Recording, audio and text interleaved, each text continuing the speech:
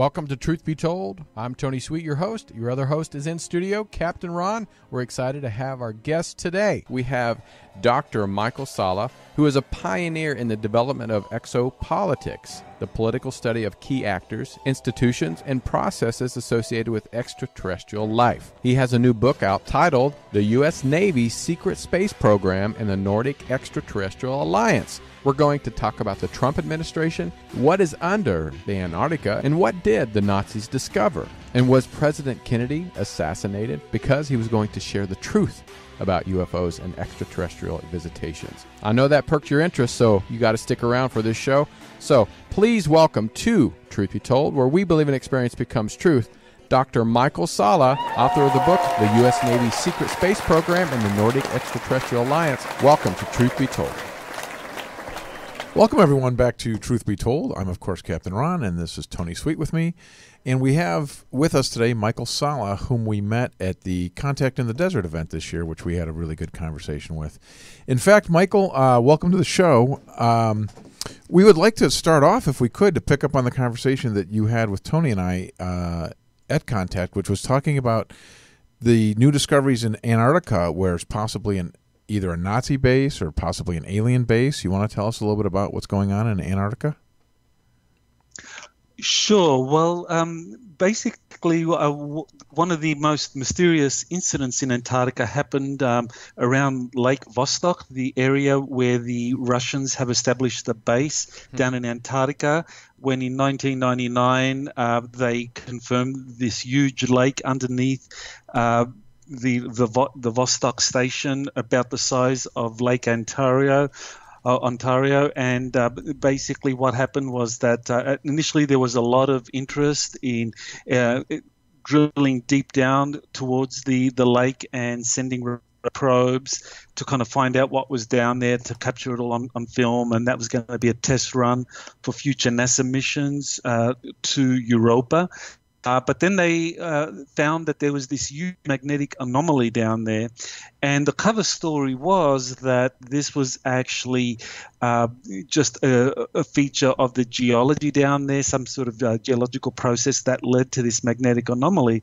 But the magnetic anomaly is consistent with basically a 50-mile wide city, a metropolis down there. Wow. That was discovered. And so basically then the narrative shifted, NASA's narrative shifted, that now, due to environmental concerns, they weren't going to drill down there, that they weren't going to send robotic probes, but instead it went covert. Raytheon basically got the Antarctica contract, and Raytheon began a covert mission to drill down there into the ice core, down deep under the ice. The congressional committee went down there, and that's when rumors began about this Antarctica city having been discovered. Was this an active city or an abandoned city? Do we know? Basically, the city, and this is something that several whistleblowers have talked about, was a city that was flash frozen around the time of the Great Flood. So Antarctica is not millions of years old in terms of like it being covered by ice over a period of millions of years. That Antarctica, going back to the flood event roughly 12,000 years ago, that was ice-free. And that there were cities, or basically metropolises, down in Antarctica. It was essentially an Atlantean colony. Now, whether it was Atlantis itself or a colony established by the Atlanteans, we don't know. But there was an active, flourishing civilization down there. And then there was the flash flooding, and that was caused by a pole shift. And so basically Antarctica shifted from being an area that was in the temperate zones of the southern hemisphere to now being smack bang in the middle of the South Pole. And very quickly everything got flash frozen, and over the period of several thousand years, you've had an ice layer which is now several miles deep. Now that makes perfect sense to me, Tony, that you would think before the pole shifted that why wouldn't there be people living there if it was a temperate climate, humans would naturally migrate there. Right, right. And I'm curious too. This is going to the climate change, and the scientists that and many of the people around the world saying, fight against climate change.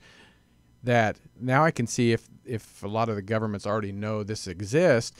They don't want it to change. So this might be one of the reasons. Well, why couldn't they be primitive cities though? I mean, does it have to be an advanced civilization down there? Couldn't it just be a primitive city? How do we know that it's advanced? Well, there's several reasons for it actually being an advanced city. First of all, there's Plato's dialogues, where he talks about this advanced city called Atlantis, describing some of its features.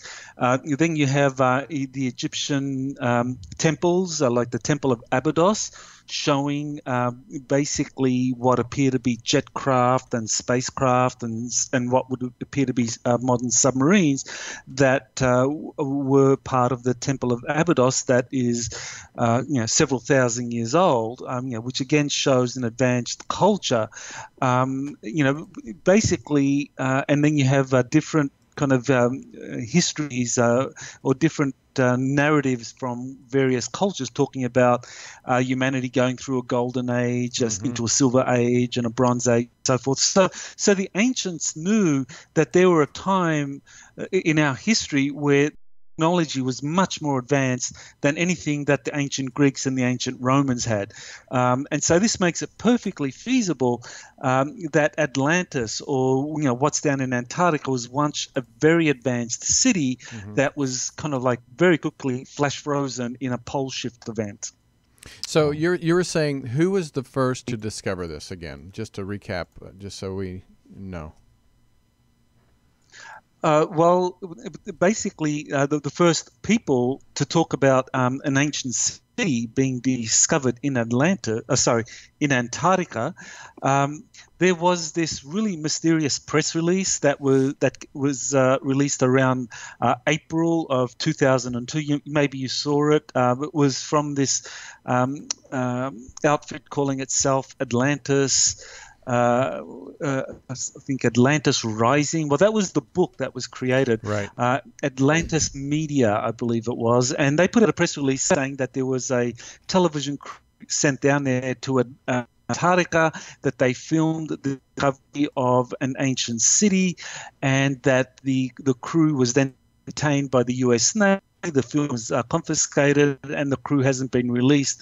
And, the press release was all about, we want our television crew released and all that. Right. Well, turns out that was really just a kind of promotional gimmick for a new book called Atlantis Rising that came out, shortly afterwards.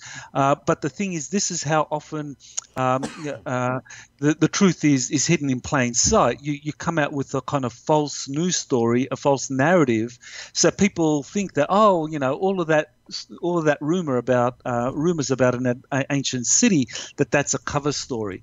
Richard Hoagland was probably the first kind of legitimate source to talk about an ancient city being discovered in Atlantis. He put out a long research article in 2002. He and Mike Barra, right, who they put out this story basically that the magnetic anomaly that was discovered around Lake Vostok, that in fact was an ancient city. So he was the first source, and since him there have been a number of others that have talked about it. And most recently, Corey Good, the secret space program whistleblower, says he was taken down to this ancient city in early 2017. In January of this year, he was taken down there by this inner Earth group calling itself the Anshar, who showed him around, and he saw some of the artifacts and some of the bodies of this civilization that had been flash frozen. Wow, that I have not heard. So what do they think it is? Do they think it's a Nazi civilization? Or do they think it's older than that? This is back to 12,000-year-old one you're talking about? That's right. Yeah, the civilization in Lake Vostok, that ancient city, that predates anything that the Nazis established down there. The Nazis, when they established themselves down there in the 1940s, they used these subterranean passageways using their submarine fleet at the time, which was very modern. Even now, some of those Nazi submarines could still be, could be used. So they were really advanced at the time, and they were able to go deep under the Antarctic ice through these waterways and basically find these huge cavern systems down there. And they were the first to find artifacts going back thousands of years. But it was only when the U.S. military-industrial complex reached agreement with the Nazis. This happened in the 1950s under President Eisenhower, that the Nazi bases in Antarctica were considerably expanded, because now you had the U.S. military-industrial complex. Like companies like Raytheon and Lockheed, AT&T, all of the major aerospace companies began working with the Nazi bases in Antarctica to build these out and develop a joint corporate Nazi space program down there under the Antarctic ice. And so they began to explore more and more of these ancient ruins. But in 2000, around 2000, that's when they basically discovered Lake Vostok. And by 2001, they were able to find that there was this huge magnetic anomaly down there, which was a city. And that really just opened things up, because then all of a sudden this became a joint international program. The Russians, the French, and the Americans established a joint mission to drill down deep into Lake Vostok. And so it became an international venture, and now it is something that has been for the last 15 years now excavated secretly by joint international missions, and they're on the verge of announcing this. Really? Tony, you've got to put this together as a script. You got Nazis driving around secret tunnels underneath Antarctica ice, finding ancient civilizations. I mean, that's a script right there, That man. is a script. It'll be a Hollywood Do you movie. really think that they would release this to the public at all? I mean, if there's any truth to this, there's no way they're going to announce this, right?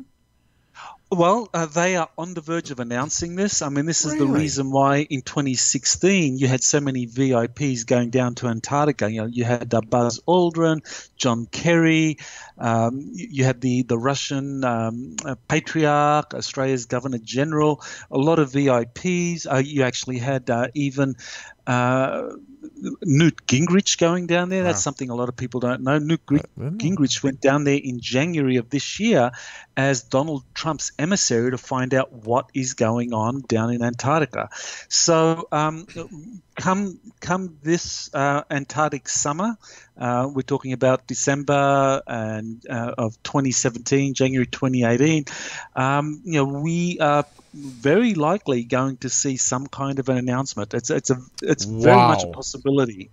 That would be awesome. So once they announce this, what's it going to change? I know this is could be just a new discovery, because it's not, we're discovering new civilizations all the time, or a new pyramid all the time. So what is this going to change our view on? Well, this announcement is something that basically will allow those in charge of the secret space programs, especially what's been discovered in Antarctica, to control the narrative, because no one has easy access to Antarctica. Right. So basically, what they can do is just control the narrative about what kind of ancient technologies exist. Whether or not there were civilizations built in Antarctica, the existence of pole shifts. Right there, you're going to have something that'll rock the foundations of Western science. That pole shifts are something real that have occurred in the past.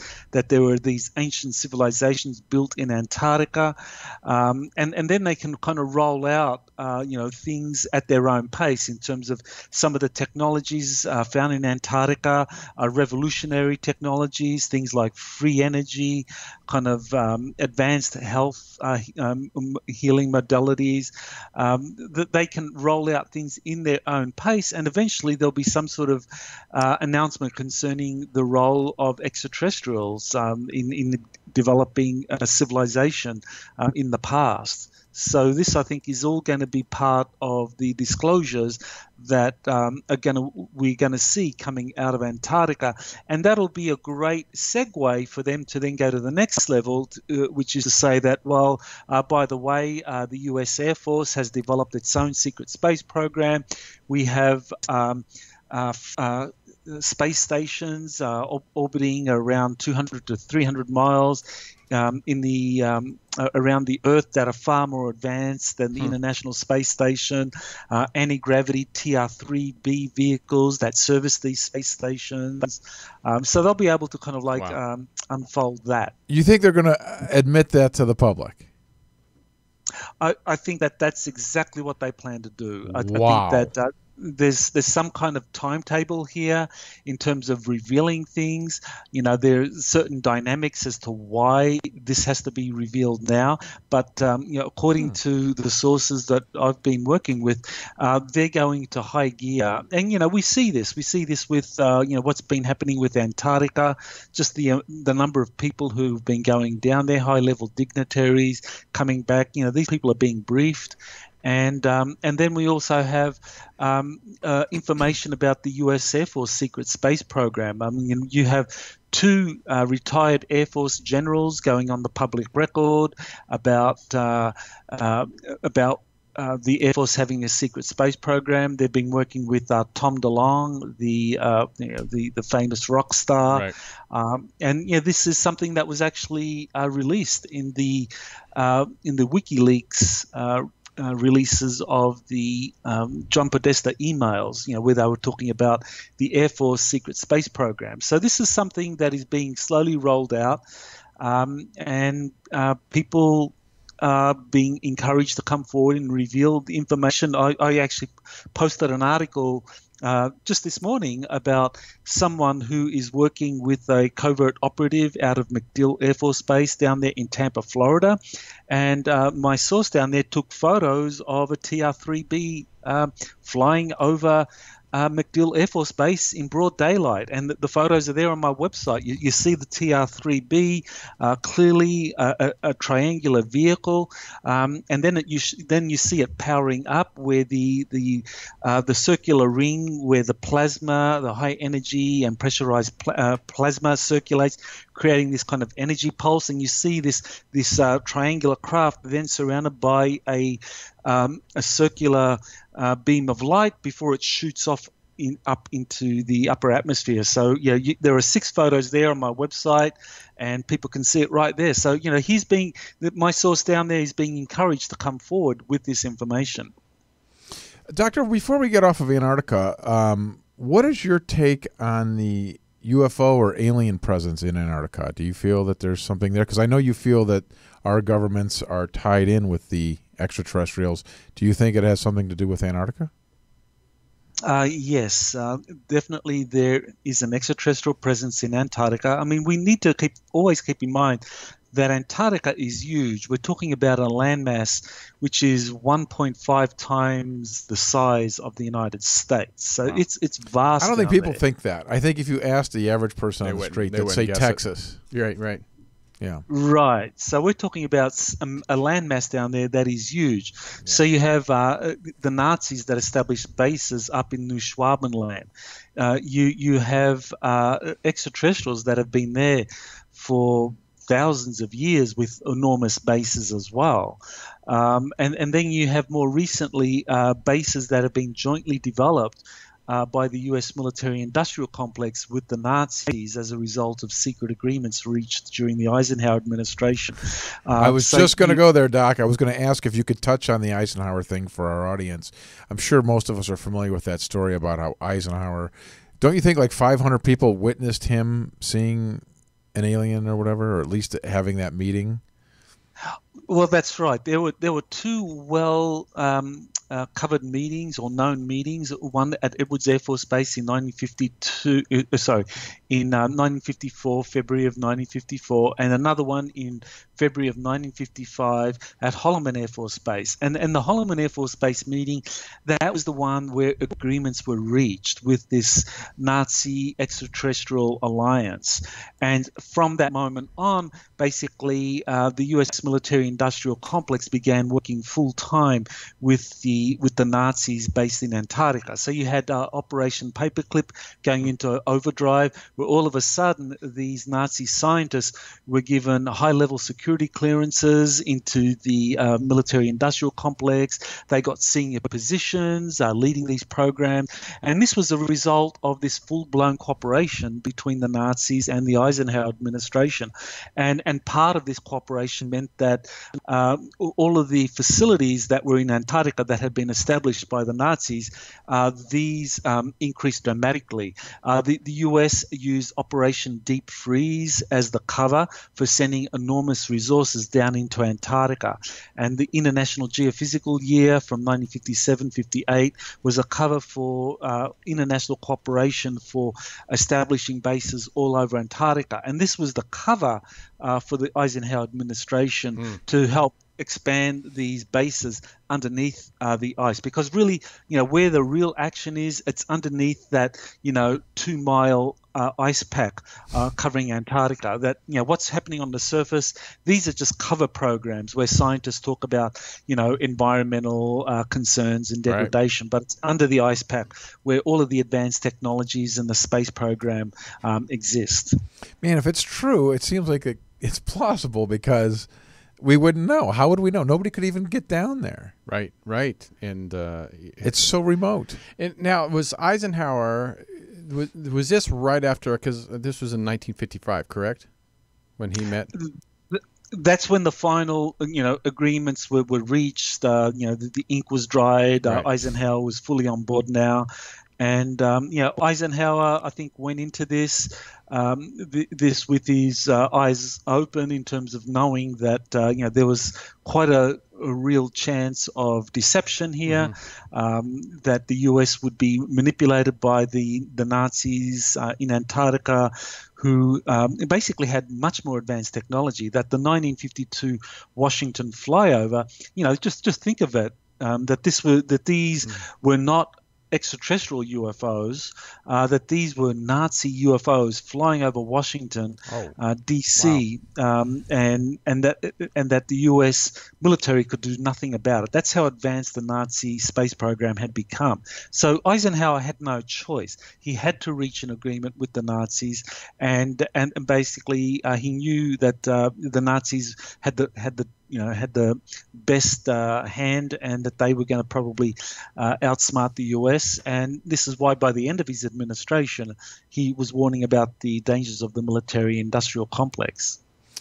Scary stuff. If the Nazis were that advanced, how did we even win, quote, quote, win the war? Or did we? Or did we?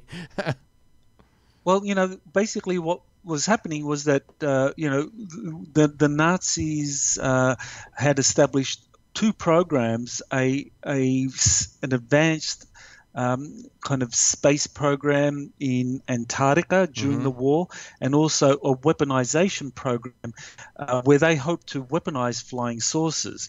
So basically you had both things happening during World War II. And what happened in Germany was that basically Hitler's regime ran out of time. Their space program down there, their weaponization program, just ran out of time. They basically were months short of successfully weaponizing their advanced V2 rockets for being able to send nuclear weapons into New York, and to weaponize flying saucers to start shooting down the massive bomber fleets that were flying over Germany. They had just run out of time. So while Nazi Germany collapsed in Europe, the Germans in Antarctica had more time. And it was only in 1946-47 that the Navy was able to send a flotilla down there, Operation High Jump, to Antarctica, and the Germans down there had an additional 2 years to prepare, and basically they had now weaponized the flying saucers so that they had flying saucers that could basically use laser cannons against the ships and the aircraft that Admiral Byrd had at his disposal. So basically that was the first engagement after the Second World War, where the German redoubt in Antarctica proved that Nazi Germany had successfully relocated and was able to resume and exert its military power out of Antarctica. Hold on, it's interesting, Doctor, that you said that was like 46, 47 when they got the flying saucers weaponized. Roswell was 47. Right, right. So that seems like to really sync up there. Does that tie in, do you think? Well, that's right. In 47, where you had all of these waves of flying saucers sightings over the US, that some of these, I'm not saying all of them, but some of these were actually part of this Nazi space program. And certainly, there are many incidents. I mean, we have the 1952 Washington flyover. We have incidents of a Nazi UFO basically being involved in the Betty and Barney Hill case. The initial description by Barney Hill of that 1961 abduction, he actually talked about these blonde Nazi-looking people in trench coats on the flying saucers. And that eventually kind of got filtered out, but you had it there. Then there were other stories. I believe 1964, there was a Nazi UFO landing in Hawaii. So again, just many stories, many rumors of the Nazis continuing to operate. But yes, they were able to weaponize their flying saucers in time, so that then they were able to continue with establishing what is now the Fourth Reich, because the agreement with Eisenhower in 1955 enabled the Fourth Reich to emerge not as a world empire, but as a kind of global economic force with a secret space program operating out of Antarctica. Well, if you guys are just tuning in, we're talking to Dr. Michael Sallas. He wrote the book, many books, but we're kind of touching on the book, The U.S. Navy's Secret Space Program and Nordic Extraterrestrial Alliance. We've touched on some great subjects here today, and but we're going to take just a 30-second break. We got to pay some bills. So when we come back, we have a lot more questions, and if you guys are in the chat room, please leave some questions. We'd love to ask directly from you. So this is Truth Be Told. We'll be right back. We hope you're enjoying today's show, which is sponsored by Earth-Friendly Products. For over 40 years, Earth-Friendly Products have brought you the greenest home merchandise for all your family needs. Learn more at ecos.com. That's ecos.com. Now back to the show. Today's show is sponsored by Adventures Unlimited Press. Take your mind on a literary journey and go to adventuresunlimitedpress.com to purchase books from our famed experts featured right here on Truth Be Told. That's adventuresunlimitedpress.com. Now, back to the show. All right, welcome back to Truth Be Told. I'm Tony Sweet, and we have Captain Ron here. And Captain Ron has another great question for our guest, Michael Sallas. Yeah, Michael, I want to ask you this. What about, we talked on the show a lot about the Dead Sea Scrolls. Obviously, that's a very intriguing thing. Do you feel that possibly those haven't been released because of something in there could be written about UFOs or extraterrestrials or anything like that? Well, the Dead Sea Scrolls, I mean, these things that refer to ancient cultures and some kind of reference to advanced technologies that the ancients were using. So, some of this was because of the gods or the fallen angels or these beings that actually help human civilization take off. So, the Dead Sea Scrolls probably talk at length about some of that. And I think maybe that's why the kind of the science community or the religious theological community has been so slow in releasing these into the public. We talked the other day about the Marilyn Monroe case. We had Professor Fetzer in here, and we were talking about what's his name? Stephen Greer mentioned that he thought that perhaps she was taken out because of her releasing UFO knowledge. Do you think there's anything involved with JFK and the UFO stuff as well? Oh, definitely. Yeah, I think JFK. He was someone that was very knowledgeable about the whole Nazi connection to secret space programs and the UFO issue, because he was down there in Germany immediately after the Second World War as a guest of James Forrestal, who was the Secretary of the Navy. So Kennedy was given a tour of some of the captured Nazi technologies and given an idea of what the Navy was prioritizing in terms of developing some of these technologies for a future Navy space program. Wow, scary stuff. That is scary stuff.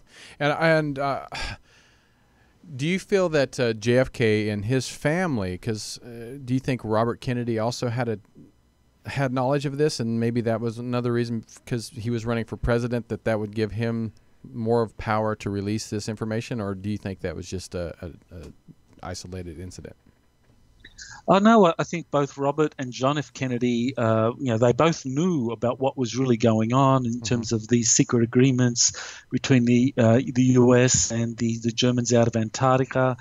The thing to keep in mind is that both Kennedy's father, Joe Kennedy, he actually was a supporter and admirer of the Nazi regime. He actually had donated to the Nazi cause, and I think that Joe Kennedy, that he was the reason, one of the factors clearly, people know that he had mob connections, and that this was a critical aspect of John F. Kennedy winning the presidential election.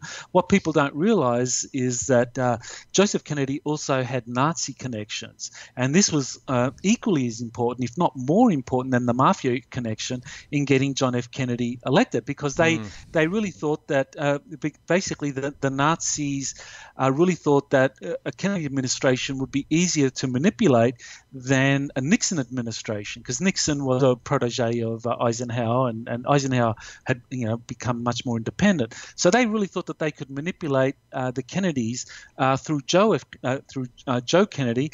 But soon after Kennedy won the presidential election, Joe Kennedy suffered a stroke, and so he was basically unable to steer the Kennedy administration in the direction that the Nazis and the mafia wanted, and that's when the problems really began for John F. Kennedy. It's such a tangled web, just like we talked about the other day with JFK. That there's just so many things there.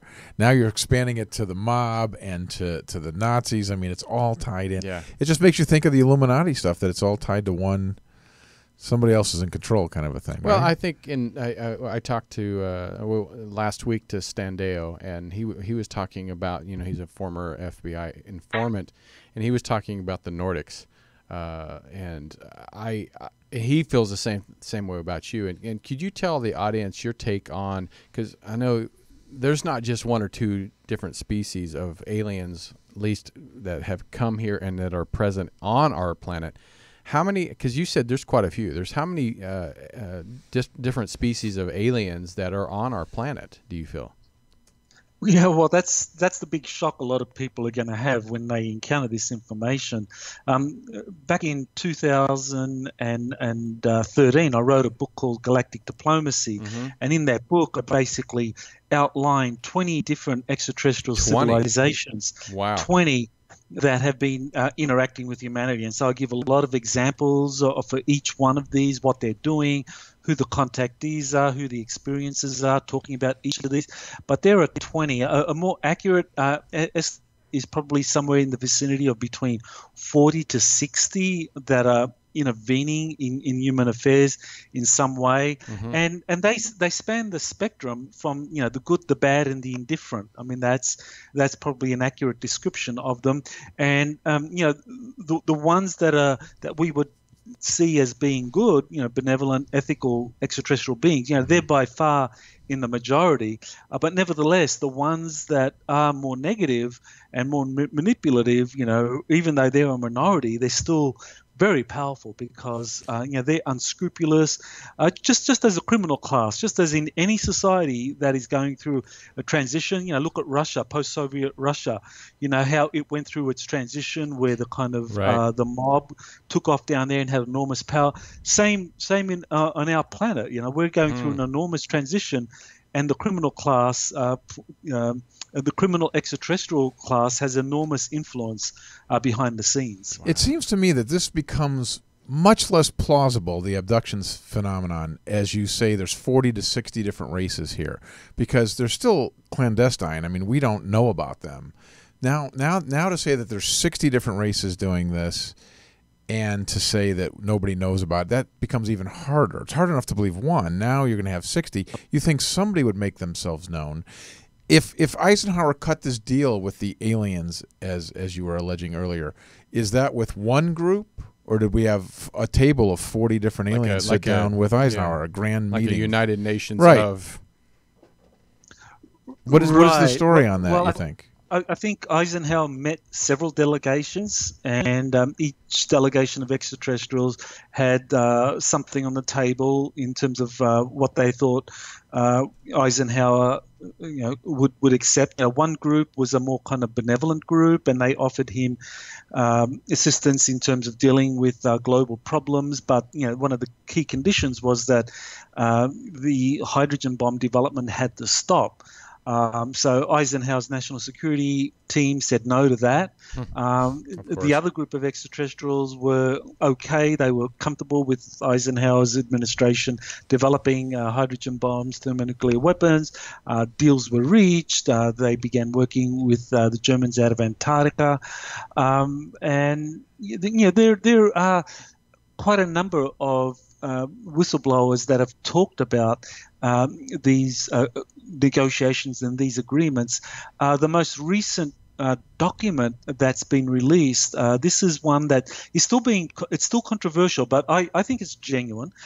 This was released early this year. It's a Defense Intelligence Agency document dating from 1989, just from the end of the Reagan presidency and the beginning of the first Bush presidency. And this Defense Intelligence Agency document described 4 different groups or physiological characteristics of extraterrestrials. They described the kind of human-looking Nordic group. They described a non-human group, kind of like the Greys. They described another non-human group, kind of like insect-like, and then they describe another group, kind of like almost like an interdimensional type that have no distinct physiological characteristics. So this is an Air Force document that was put together in 1989, and that was recently leaked, talking about 4 different groups, and that Eisenhower had been conducting negotiations with these groups. Now, this is a document that it gets a lot of controversy. People believe it's an outright fraud. Others believe it's genuine. I think it can be both. I think you can have genuine elements in there talking about these diplomatic meetings that the Eisenhower administration had been conducting with different extraterrestrial groups. But at the same time, there can be disinformation in there in order to maintain plausible deniability. So, but I believe that the document has enough elements of truth in there that we need to take it seriously, but it is a document that the Defense Intelligence Agency compiled back in 1989 that talks about some of these diplomatic meetings that Eisenhower had been conducting.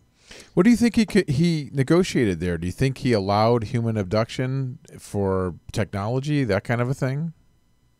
That was part of it, yes, that agreements were reached where people would be taken and that they would be experimented on and then returned unharmed with their memories wiped. That seems to be one of the conditions for these agreements.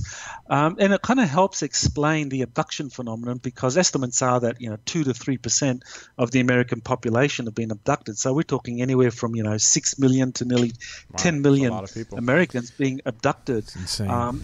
but most of them don't remember because their memories are wiped. But a few do remember, and they're the ones that we read about in the abduction literature. I'm curious because Eisenhower met with the aliens. So was this the first president, due to the Nazis bringing this to the forefront, was this the first president to meet face-to-face with aliens? Because, I mean, if they've been here for millions of years, we've had, a lot of presidents before that have been running our country. So was it the Nazis that actually brought the alien meetings to the forefront? And then I'm curious on how did the Nazis find this information? Well, I think what happened with Nazi Germany is really a key to understanding the dynamics of what happened afterwards, because essentially, according to the sources that I've been working with, and this is very recently William Tompkins, who actually worked in a covert espionage mission for the Navy during World War II. He said that the Navy learned from its covert operatives in Nazi Germany that the Germans or Hitler's regime had reached an agreement with with a reptilian-looking group of extraterrestrials who were giving the Nazis advanced technologies for development for the war effort. Obviously, this was something that the U.S. Navy at the time would have been very concerned about. Whether it was true or not, and whether extraterrestrials were helping the Nazis.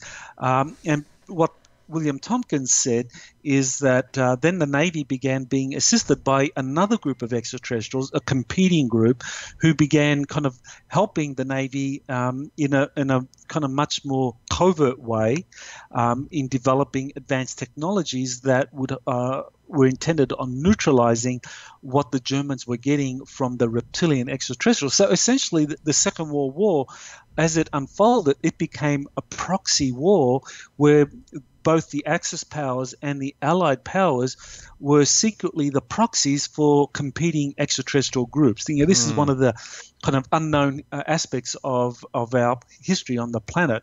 But this is one of the things that officially was known to the Roosevelt administration, and then later on by the Truman and then Eisenhower administrations.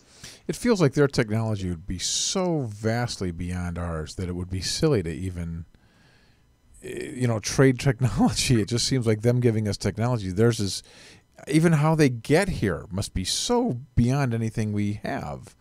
It's hard to kind of comprehend that they would offer. It'd be like offering us something very simple from their standpoint. Advanced technology to us, to them, must be nothing.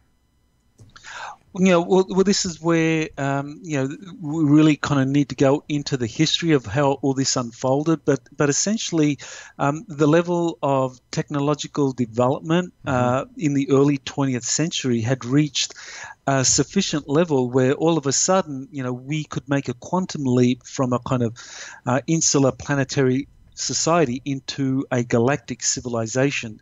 We had people like Nikola Tesla, Thomas Townsend Brown, Hans Kolmer in Germany, and others that were developing free energy devices, that were pioneering kind of teleportation technologies, Philadelphia experiment. All of these things were happening in the 1920s and 30s.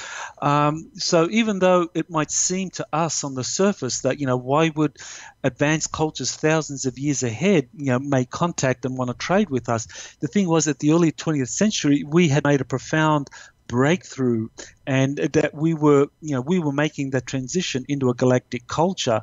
And so this is when the galactics really paid attention. And in fact, this Defense Intelligence Agency document, it actually pinpoints, it actually says that we became of interest to the galactics when Nikola Tesla and Marconi basically were able to develop kind of weapons technologies.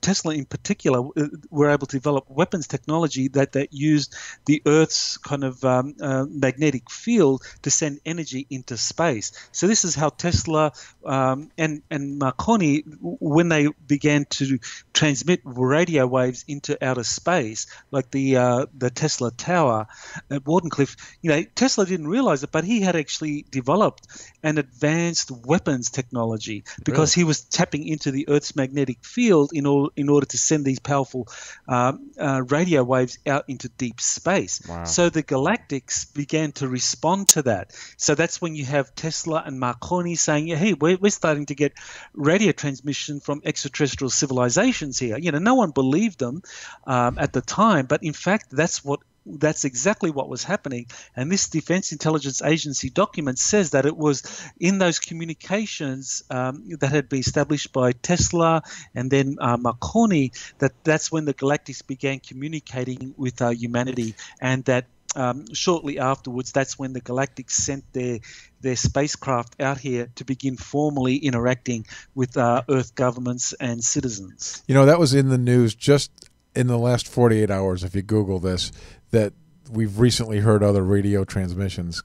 I saw that. Did you see that? Yeah, I saw that. So there you go. It's going to come back, Doc. Doc, we're running out of time, and it's a shame because everything you go into is very, very thorough and wonderful. I wanted to ask you one more thing. Do you feel that the MJ12 documents are authentic? I do. I think that this was a way in which insiders could reveal a lot of the truth about what's been happening behind the scenes, but do it in a way which maintains plausible deniability. Because I think this is one of the things we need to remember, that there are a lot of people within the system that do want the truth to come out, but there are those that don't want it. So a compromise was reached, and that compromise involved the truth being revealed through whistleblowers and through these leaked documents where people could know what was going on, but it was done in a way that maintained plausible deniability, because these leaked documents have not been authenticated by any government departments or military departments, but yet the research that's been done on them by document authenticators like Dr. Robert Wood and Stanton Friedman and others show that these documents, some of them at least, are absolutely authentic. It makes so much sense to me too that that's what we would do if this was going on. Right. We would form this thing of this think tank of these high-end guys that would know about that stuff. Well, I mean, this hour flew by. Sure did. And once again, that you have blown our minds and gave some great information. We hope our listeners enjoyed and viewers enjoy. Go to exopolitics.org, and I see you update all the time new information, articles that people can enjoy on a daily basis. So, again, thank you so much, Dr. Salla, for joining us. We really appreciate you doing this again. And anything coming up, new book coming out? You going to be at any other events that people can come see you at? Sure. I'm working on a new book which is going to be focusing on Antarctica, the secret history of Antarctica, right up into the present day. So I'm going to have a lot of information in there that kind of expands on what I've been talking about. I'm regularly updating people through the exopolitics.org website, and I encourage listeners to just take a look at this most recent article about the TR-3B vehicle that was captured over MacDill Air Force Base, because I think that this is part of the slow release of this U.S. Air Force secret space program. Nice. Well, very cool. Thank you guys for tuning in. We really appreciate you. And please subscribe to our YouTube channel and iHeart and wherever else you can find us. Until next time, I'm Tony Sweet, and this is Captain Ron. Take care. Thanks. Bye.